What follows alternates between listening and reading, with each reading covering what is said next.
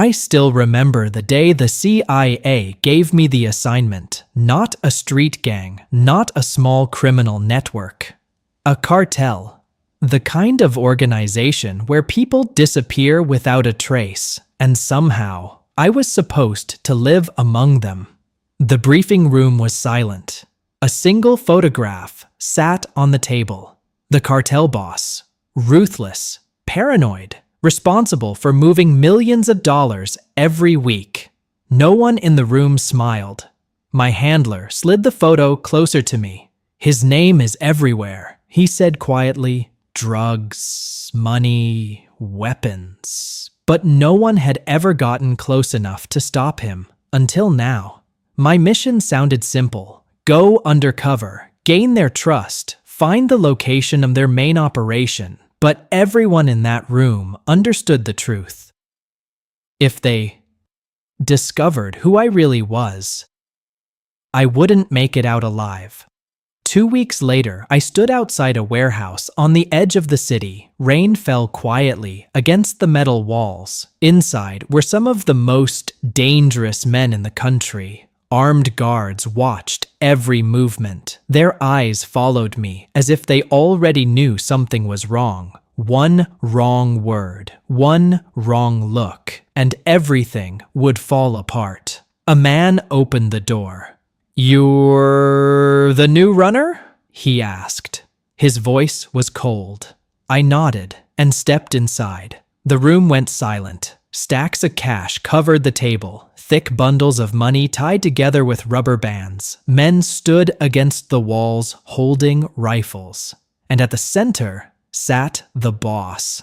He didn't smile. He didn't greet me. He just stared, like he was searching for something hidden behind my eyes. Finally, he leaned forward.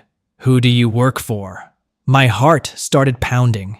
Every second felt like an hour. This was the moment everything depended on. So I told him the story the CIA built for me. A life that never existed.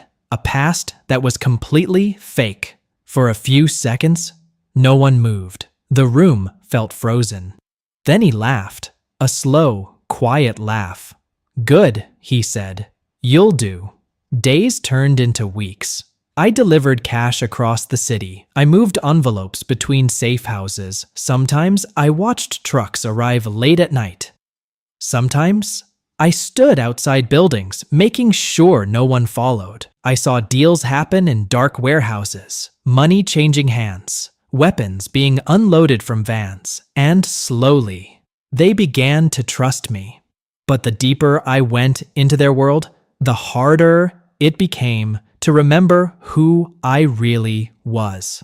Because undercover work does something strange to you.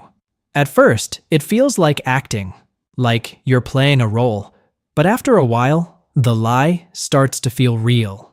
You stop correcting people when they call you by the fake name. You stop thinking about the life you had before. And one day, you wake up wondering if the mission has already changed you.